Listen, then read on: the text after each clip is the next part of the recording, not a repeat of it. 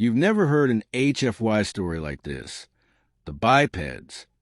The stars whispered warnings long before the first human ship ever left their system. But the galaxy didn't listen. They were too proud, too sure of their own strength, their old empires, their grand fleets. They believed the threat was myth, old cautionary tales about creatures who walked on two legs and conquered with fire, metal, and will alone. The bipeds, they called them. The stories varied from world to world, species to species, but the outline was always the same. Somewhere out there, beyond the mapped stars, beyond the borders of civilization, was a species born of struggle, a species that grew on a world of storms, predators, and endless wars for survival, a species that adapted, learned, endured. The ancient warnings painted them as nightmares, bipeds who stood upright, their eyes always forward, never to the side, always looking toward what lay ahead. Beings who wielded fire, forged weapons, tore down forests, moved mountains, and in time, left their world behind to claim others. But those were just stories, until they weren't. The first sign came quietly. A fringe mining colony near the outer spiral, designated VEC 47, went dark. No distress signals. No trade reports. Just silence. The Vern Dominion, rulers of the sector, sent patrol ships. They found wreckage. Mining rigs torn apart, orbital stations gutted, defense satellites drifting powerless through space.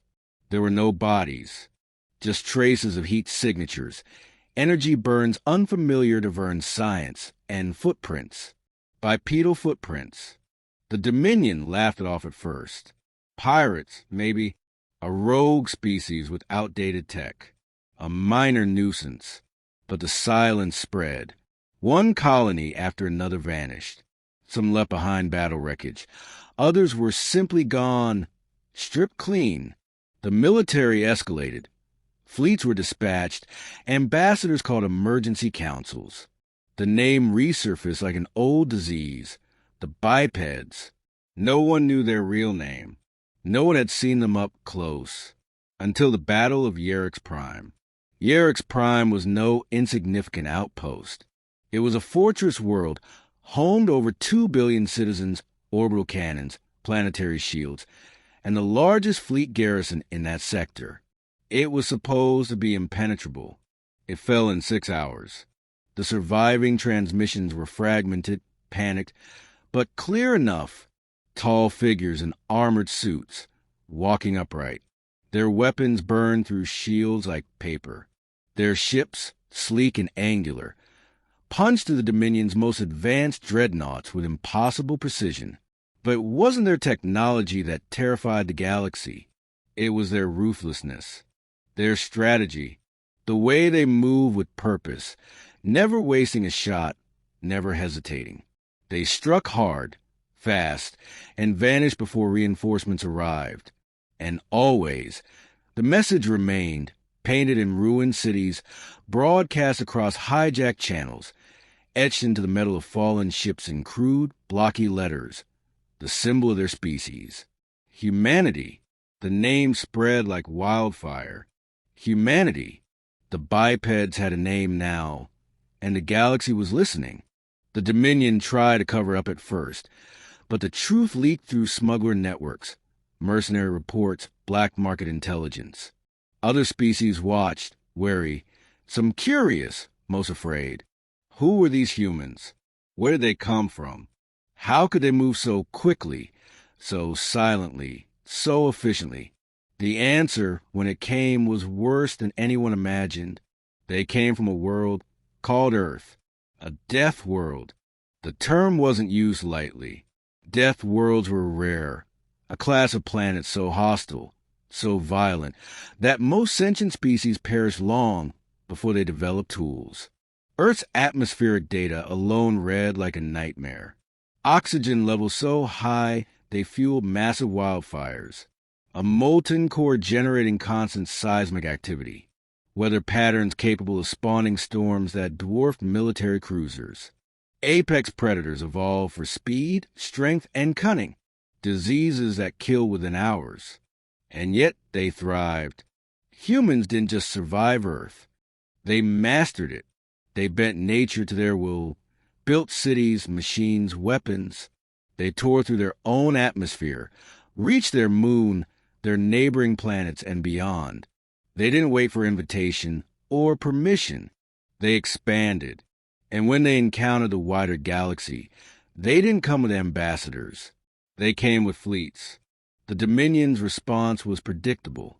They declared war. Total, absolute war. They rallied allies, drafted soldiers, built new warships designed specifically to counter human technology. But it wasn't enough. The humans didn't fight fair. They didn't engage in grand space battles unless forced. They targeted supply lines, communication hubs, manufacturing worlds. They crippled infrastructure, turned allies against each other with disinformation. They sabotaged, infiltrated, corrupted. Their soldiers, Deathworlders all, fought like no other species. They didn't fear injury. They fought through pain, adapted to wounds, used tactics considered suicidal by galactic standards, and won. Reports filtered through military channels of entire units, continuing operations after losing limbs, of soldiers fighting through toxic environments without hesitation. The worst were the humans themselves. When captured, they resisted interrogation, laughed in the face of threats, and in some cases, deliberately ended their own lives to avoid giving up information. There was no bargaining, no diplomacy, only cold, calculated war. Months turned to years. Entire sectors fell. Empires crumbled. And always, the humans advanced. But what chilled the galaxy most wasn't their brutality. It was their unity. Humanity wasn't fractured by politics, religion, or ideology as many species were. They were unified by something deeper, a shared understanding born of their homeworld's unforgiving lessons. Survival, adaptation, dominance. Even their young were taught from infancy to face fear, overcome pain, and push beyond limits. It wasn't arrogance. It wasn't cruelty.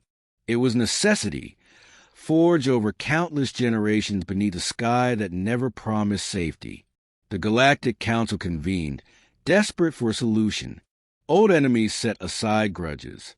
War plans were drafted, fleets combined, technology shared. A coalition was formed, the largest military alliance in recorded history. Their target, Earth. The logic was simple. Cut off the head, the body dies. Destroy Earth. Humanity falls. It was a bold plan, perhaps the only one left. 2,000 warships, 6 species, and the most advanced weapons ever assembled jumped into Sol System. They never reached orbit. Human defenses were beyond anything the Coalition expected. Automated railgun platforms, stealth mines, cloaked drones, and then the planetary shields. Earth wasn't a vulnerable homeworld. It was a fortress. But the Coalition pressed on. Their numbers, their combined strength, they believed it would be enough. They were wrong. Humanity didn't wait behind their shields. They counterattacked. Stealth cruisers slipped through gaps in the fleet, striking command ships. Ground forces deployed before orbital superiority was even contested, infiltrating ships, sabotaging engines, assassinating officers. The Coalition fractured within hours. Communications jammed. Command hierarchies collapsed. And amid the chaos, the humans revealed their trump card. Their homeworld wasn't their only stronghold. Mars, Europa, Titan. Human colonies dotted their system, each a fortress in its own right. The Coalition was outnumbered in their own invasion. The battle wasn't a battle. It was a slaughter. Survivors limped home, broken, defeated, carrying tales of impossible human strength, of war machines beyond comprehension, of soldiers who fought without fear, without mercy. But even then the humans didn't stop. They pursued. They dismantled fleets, toppled governments, reshaped borders.